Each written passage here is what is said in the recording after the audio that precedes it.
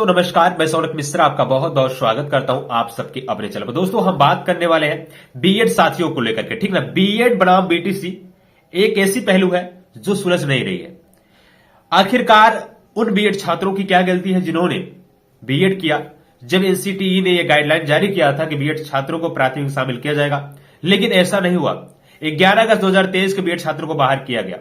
इसी के तहत जितने भी स्टेट थे जो चयनित बीएड है, जो चयन कराया हुआ था आसपास के दिनों में, उनके ऊपर दोस्तों गाज गिरी और उन छात्रों को बाहर करने को लेकर के डीएलएड की तरफ से, कई शिक्षा मित्रों की तरफ से उन बेचारे बीएड छात्रों को बाहर किए जाने का प्रयास किया जाने लगा जो ऑलरेडी बीएड से चयनित होकर शिक्षक बने हुए थे।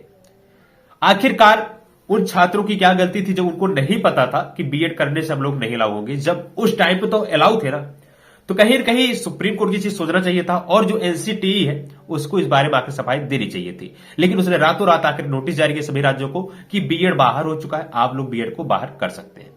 कहां तक सही था आप जरूर कमेंट करिएगा। इसको लेकर के बहुत ज्यादा प्रयास हुए, सब बातें तो बीच को, लेकर आज की अपडेट क्या है।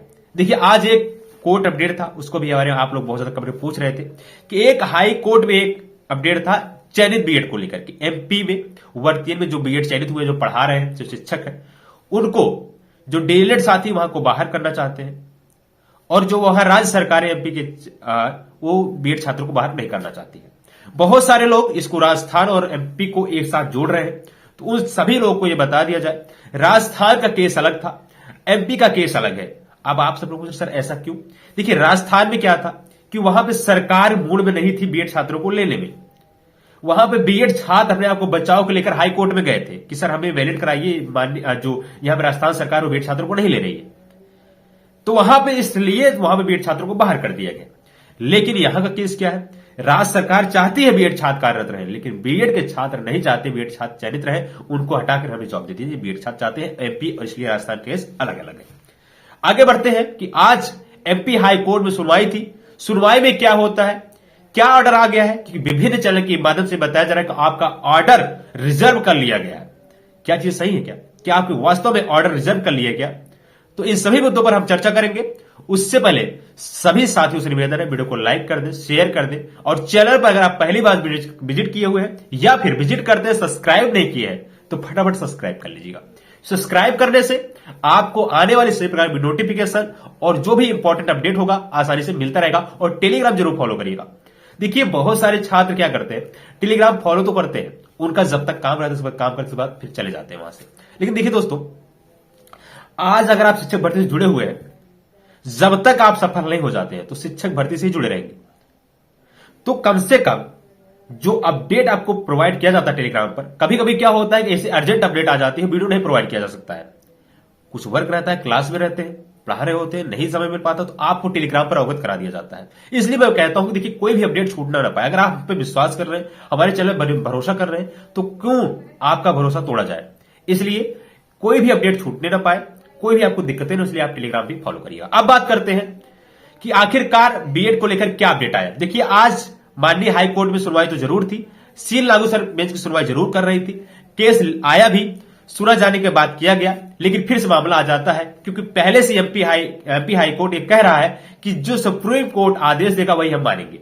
इसके पहले अर्नब बोस की इसकी क्लियरिफिकेशन नोटिफिकेशन याचिका जो वेस्ट बंगाल की है, उनके माध्यम से कहा जा रहा है अगर सुप्रीम कोर्ट क्लियर कर देगा तो हम क्यों परेशान है।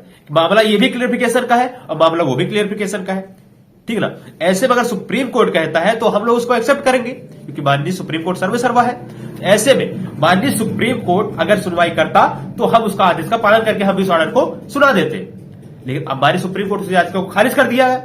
अब क्या बचा, अब इसी याचिका को, इसी एमपी हाई कोर्ट याचिका को, अभी आपको मैंने बताया कुछ दिन पहले देवेश शर्मा केस के साथ मर्ज कर दिया गया और ये पूछा गया कि एमपी में चयनित बीएड छात्रों को बचाना चाहिए कि छोड़ देना चाहिए, जिसको लेकर के जो आप सबके अनिरुद्ध बोस की बेंच थी उस केस को ट्रांसफर किया धूलिया जी की बेंच पर, क्योंकि धूलिया जी और अनिरुद्ध बोस ने केस की सुनवाई किया था। अनिरुद्ध बोस ने ऑर्डर सुनाया था, ऑर्डर को लिखित रूप में लिखा था तो धूलिया सर ने लिखा था, इस वजह से उन केस को ट्रांसफर कर देते हैं। अब दोस्तों क्या हो सकता है, आज एमपी हाई कोर्ट फिर से उसी नक्शे कदम पर चलती है। हालांकि बहुत सारे लोग ये बता रहे हैं कि ऑर्डर आ चुका है, ऑर्डर रिजर्व कर लिया गया, सुनवाई जब अन्य डेट आएगी मैं बताऊंगा। लेकिन आपको बता दिया जाए, माननीय एमपी हाईकोर्ट ने यह कहा है, क्योंकि आपको पता है इसके बाद जो ट्रांसफर किया गया था केस धुले सर की बेंच पर, उसकी सुनवाई 19 फरवरी को है। और 19 फरवरी की केस सुनवाई होने मतलब एमपी हाईकोर्ट की जो मामला है उससे संबंधित सुनवाई जब सुप्रीम कोर्ट में चल रहा है, तो हाईकोर्ट का कोई औचित्य नहीं बनता तो केस सुनवाई आज कर लेता। उसने केस को पोस्टपोन्ड किया, यह कहकर कि माननीय सुप्रीम कोर्ट जो 19 तारीख को निर्णय देगा उस निर्णय पर हम अपना ऑर्डर को सुनाएंगे। उसने भी 26 तारीख को डेट लगा दिया, यह कहकर उस दिन हमारा फाइनल डिसीजन होगा, न कि हम ऑर्डर रिजर्व कर लिए हैं। समझने की बातें हैं। तो सभी छात्रों को बता दिया जाए भैया, जो एमपी हाईकोर्ट में आज की सुनवाई थी वो अब सुनवाई 26 फरवरी को होगी, और इससे पहले इसी केस से संबंधित सुनवाई सुप्रीम कोर्ट में 19 फरवरी को होगी। इसलिए सभी छात्रों से निवेदन, जितने बीएड और बीटीसी के छात्र हैं, देखिए हमारा कार्य है सही अपडेट प्रोवाइड करना, हमारा कार्य है जो परेशान उसको सपोर्ट करना।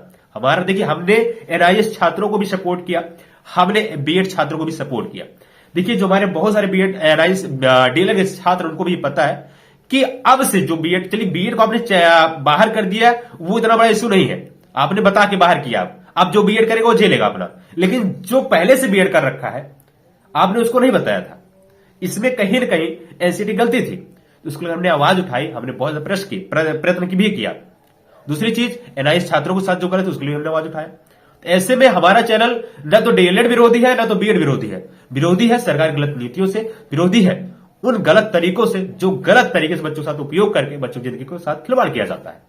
बहरहाल इसके बारे में जो भी सूचना आएगी चैनल के माध्यम से आपको दिया जाएगा, आपको बता दिया जाएगा। अगली सुनवाई सुप्रीम कोर्ट में 19 तारीख को है, अगली सुनवाई एमपी हाई कोर्ट की सुनवाई 26 तारीख को है। 26 तारीख को फाइनल डिसीजन हो सकता है, जब माननीय सुप्रीम कोर्ट ऑर्डर को सुना देगा, उसी दिन 26 तारीख को माननीय एमपी हाई कोर्ट भी ऑर्डर को सुना देगा। ठीक है, तो आई थिंक आपको सारा डाउट क्लियर हो गया होगा, और जो भी अपडेट आए चैनल के माध्यम से आपको बताया, जरूर चैनल सब्सक्राइब कर लीजिए, जुड़े चैनल साथ। तब धन्यवाद, जय हिंद, वंदे।